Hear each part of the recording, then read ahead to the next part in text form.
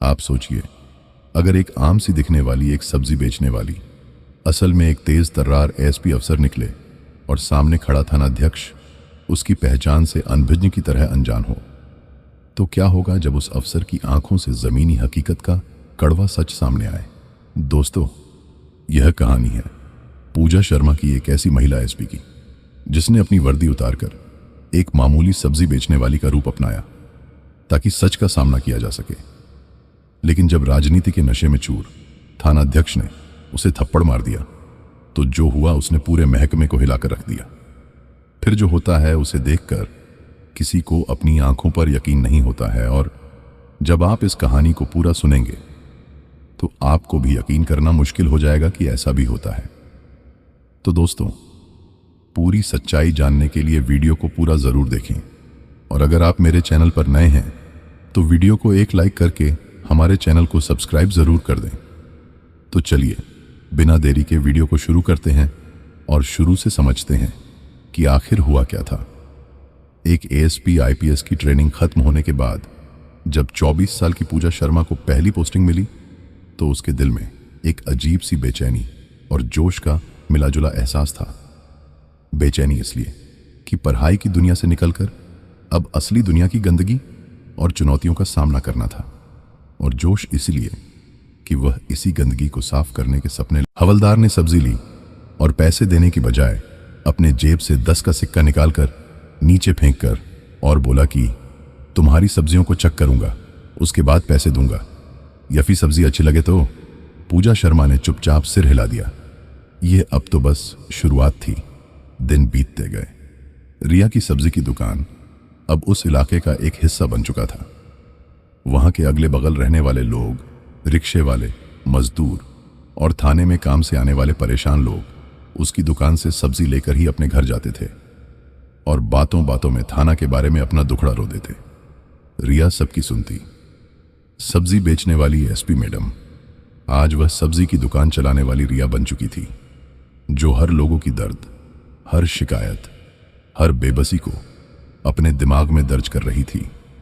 उसने देखा कि कैसे चरित्र प्रमाण पत्र के वेरिफिकेशन के नाम पर पैसे वसूले जाते थे। उसने सुना कि कैसे एक छोटी सी दुर्घटना के मामले में गरीब रिक्शा वाले को थाने में डालकर अमीर कार वाले को छोड़ दिया गया। यह सब कुछ उसकी आंखों के सामने हो रहा था, और इन सब का मास्टरमाइंड था थाने के थानाध्यक्ष विक्रम राठौड़। विक्रम राठौड़ की एंट्री किसी फिल्मी गुंडे के सामान होती थी। एक सरकारी गाड़ी और उसमें तेज आवाज करती हुई थाने के गेट पर रुकती। 3-4 कांस्टेबल दौड़कर भागकर गेट खोलते और विक्रम राठौड़ काला चश्मा लगाए पान चबाता हुआ उतरता। उसकी नजर जिस पर भी पड़ती वो डर के मारे कांपने लगता। विक्रम राठौड़ दिन में एक बार सब्जी बेचने वाली रिया की दुकान पर जीप रुकवाता।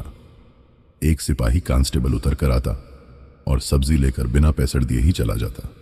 विक्रम राठौड़ कभी कभी अपने गाड़ी में बैठे बैठे ही सब्जी बेचने वाली रिया को घूरता, जैसे वह कोई कीड़ा मकोड़ा हो।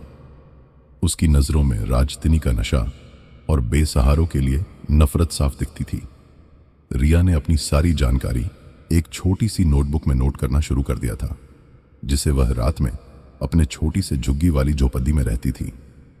हर रात वह भेष बदलकर कांस्टेबल पुरन से मिलती और उसे दिन भर की रिपोर्ट देती, जो सीधा डीआईजी साहब तक पहुंचती थी। डीआईजी साहब पूरी हर रिपोर्ट पढ़कर हैरान रह जाते। उन्हें अंदाजा था कि थाना में गोरख धंधा चल हुआ है, लेकिन हालात इतने खराब होंगे यह उन्होंने सोचा ही नहीं था। उन्होंने एएसपी पूजा शर्मा को और सबूत इकट्ठा करने के लिए कहा, जिससे विक्रम राठौड़ रंगे हाथों पकड़ा जा सके। एक दिन की बात है। दिन में सूरज की गर्मी ऐसे लग रही थी कि जैसे आग उगल रहा हो। रिया अपनी सब्जी की दुकान पर बैठी अपने ग्राहकों का इंतजार कर रही थी। तभी सड़क पर एक हंगामा हुआ।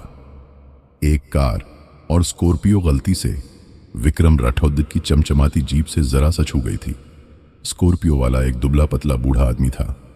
नाम था मदन काका। विक्रम राठौड़ गुस्से में आग बबूला होकर जीप से उतरा। अंधा है क्या बे, तुझे दिखता नहीं है? मेरी नई कार पर निशान लगा दिया। मदन काका डर के मारे कांपने लगे। वह हाथ जोड़कर गिड़गिड़ाने लगे। माफ़ कर दीजिए साहब, गलती हो गई। मैं गरीब काफ़ी आदमी हूँ, कहाँ से आपका भरपाई करूँगा। लेकिन विक्रम राठौर को शायद आज अपनी ताकत सबको दिखाना था। उसने मदन काका का कॉलर पकड़ा और उसे एक जोरदार थप्पड़ मारा। तुम भरपाई करेगा? थप्पड़ इतना तेज था कि मदन काका जमीन पर गिर गए।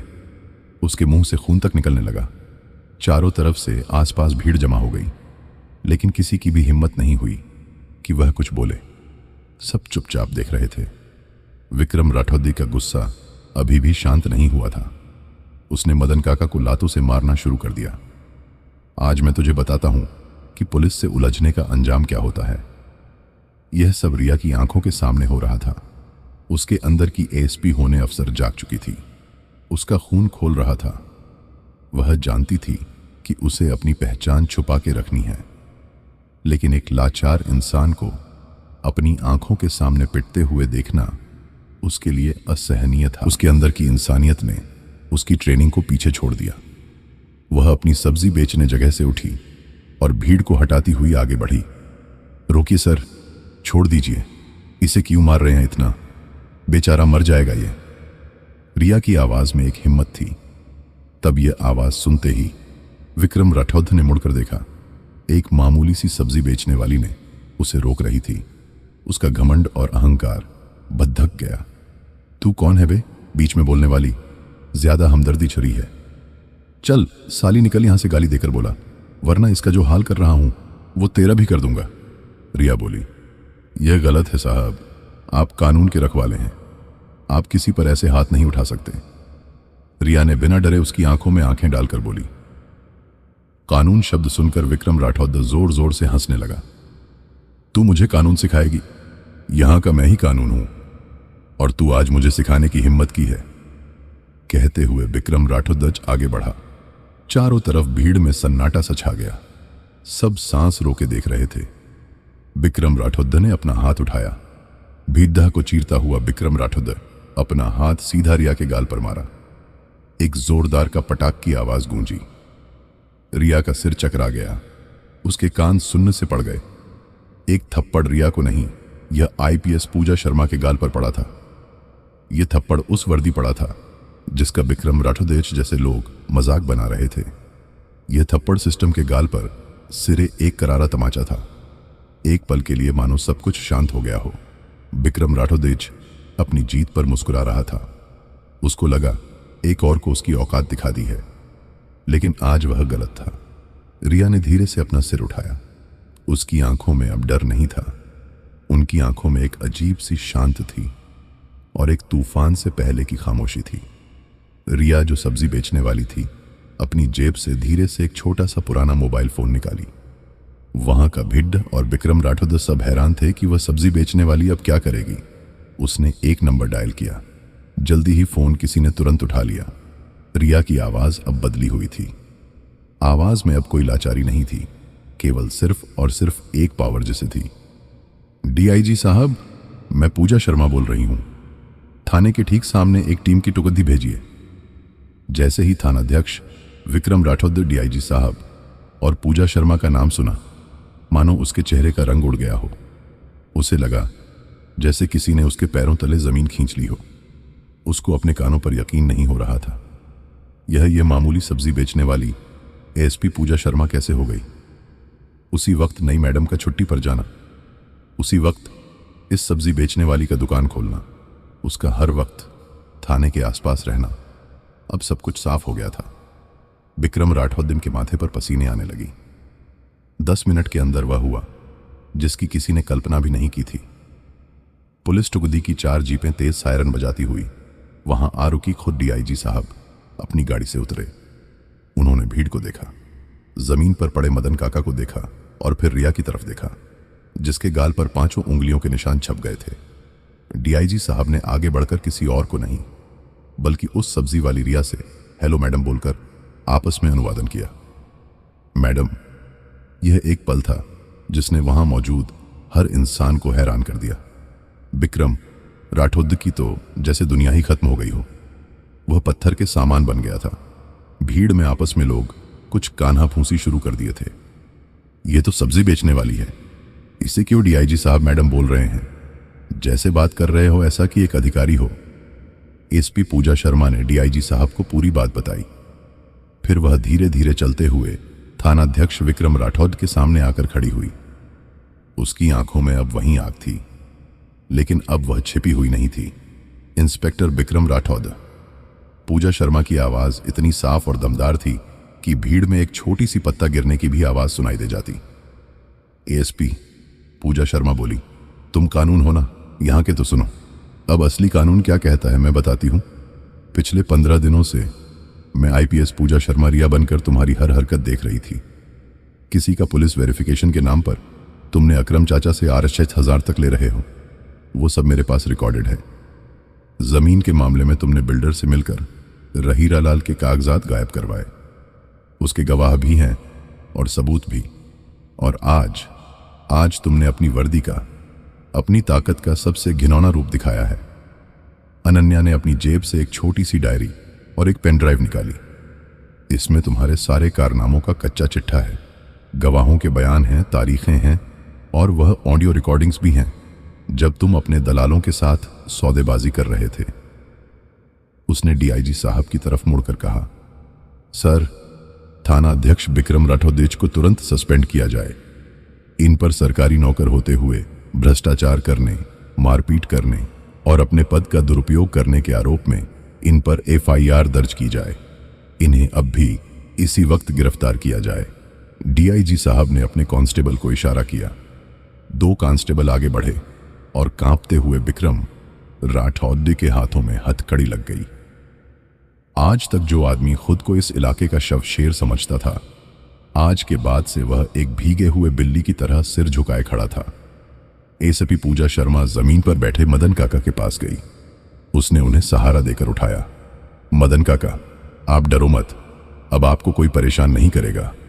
तुम्हारा इलाज भी होगा और तुम्हें इंसाफ भी मिलेगा। मदन काका की आंखों से आंसू बहने लगे। उसने हाथ जोड़कर कहा, आप तो कोई देवी हो बिटिया। एसपी पूजा शर्मा मुस्कुराते हुए बोली, काका, मैं देवी नहीं, बस अपना फर्ज पूरा कर रही हूं। इस घटना ने पूरे पुलिस महकमे को हिलाकर रख दिया। यह खबर आग की तरह फैल गई। बहुत सारे भ्रष्ट पुलिस वालों में खौफ बैठ गया और पहली बार आम जनता के मन में पुलिस के लिए सम्मान और विश्वास जागा। थाने को पूरी तरह से सस्पेंड कर दिया गया और वहां नए और ईमानदार अफसरों की तैनाती हुई।